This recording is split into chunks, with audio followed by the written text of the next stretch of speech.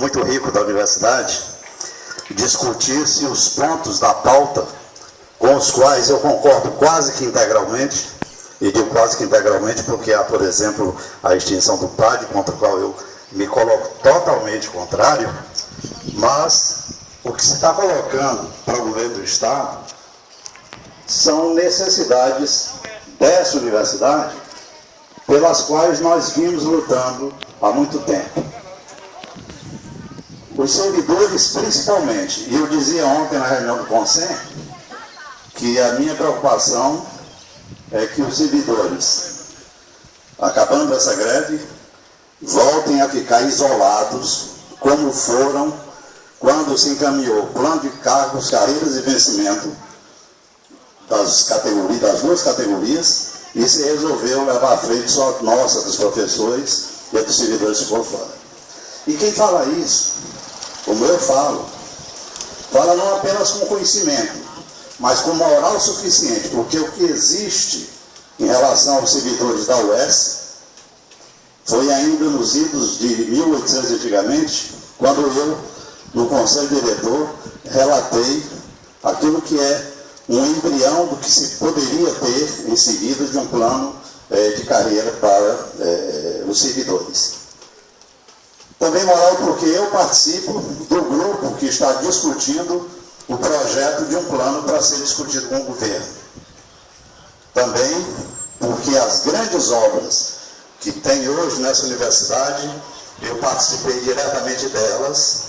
Fui eu que, na reunião com o governador Cid Gomes, quando se começou os projetos de MAP, levei a aprovação do nosso restaurante universitário.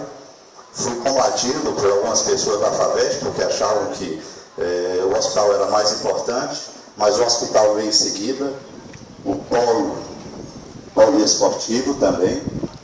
Então essas grandes obras foram gestadas na Proplan quando eu era proreitor de planejamento.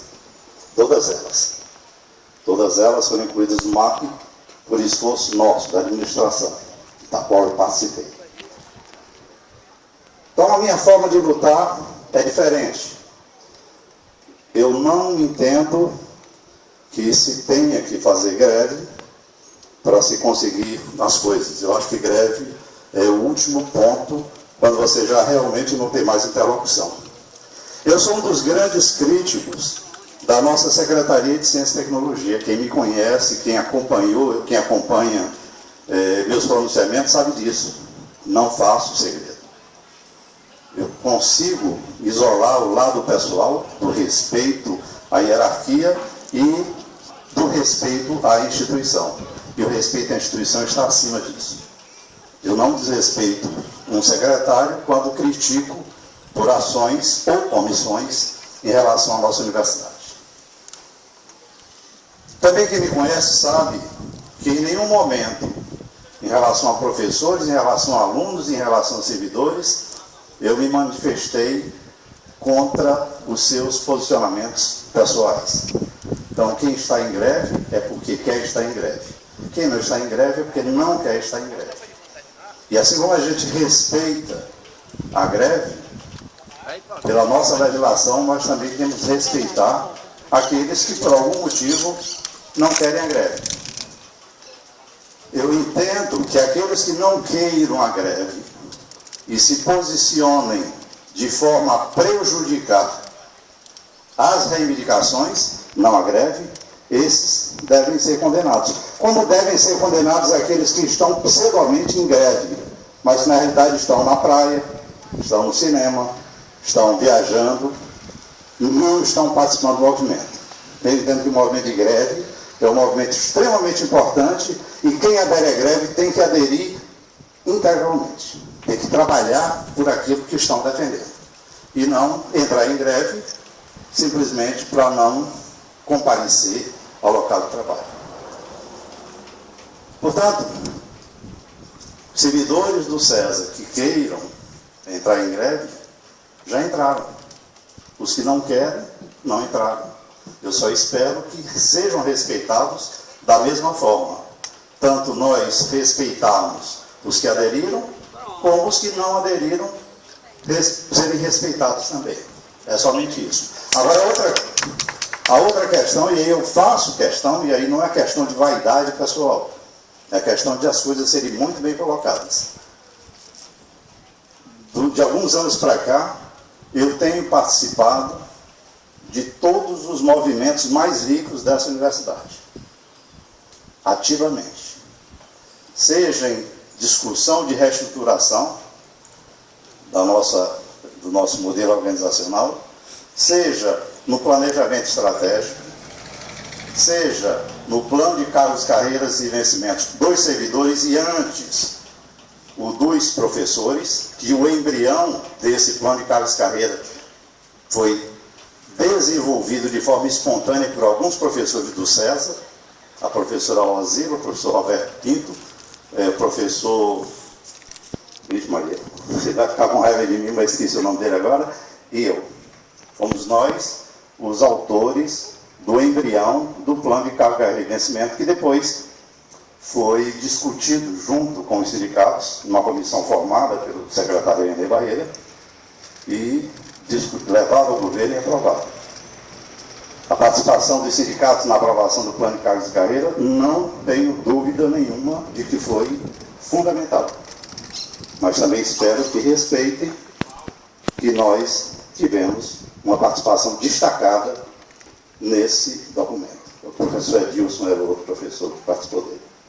Então, eu respeito, me solidarizo com os pontos da pauta, principalmente, não é demagogia, com a questão dos servidores, porque são órfãos. São órfãos. Isso eu tenho que reconhecer. Tenho tido pouco apoio de nós, professores. Deveriam ter mais, porque vocês são fundamentais. Os professores que participam lá do projeto, e a Liana, minha velha companheira de guerras em relação a isso, que me conhece muito bem nas reuniões dos conselhos, sabem que meu posicionamento lá nesse grupo tem sido sempre o de se encontrar um plano de cargos, carreiras e investimentos para a instituição, combatendo algumas vezes aquilo que se pensa em resolver apenas a situação de algumas pessoas, porque isso é muito perigoso. Dá-se uma gratificação, aumenta esse salário, cria-se alguma coisinha aqui, e as pessoas ficam caladas e a coisa não anda.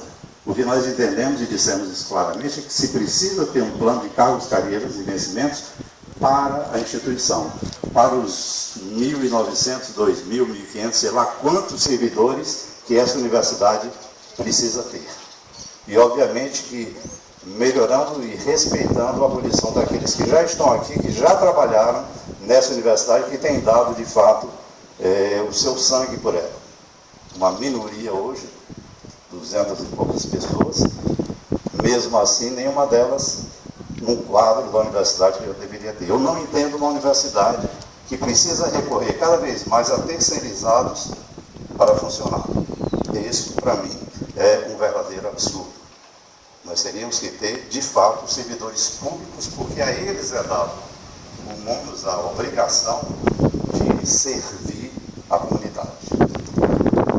E uma outra coisa também é a minha visão de universidade. A nossa universidade pública é uma universidade respeitadíssima no Brasil, não tanto no Ceará, infelizmente, quanto deveria. Respeitadíssima no Brasil.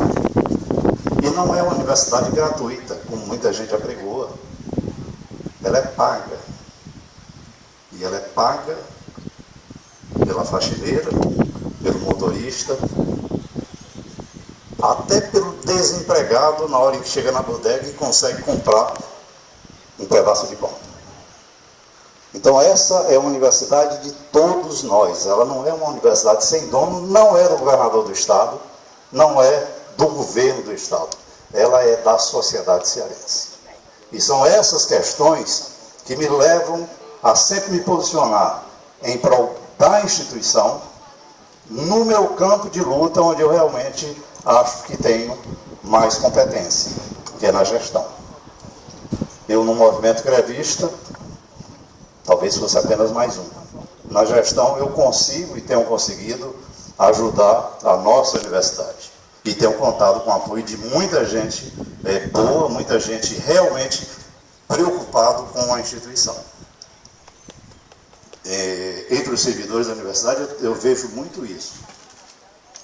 Obviamente que não temos a unanimidade já se diz é burra, mas a grande maioria dos servidores dessa instituição são extremamente dedicados a ela.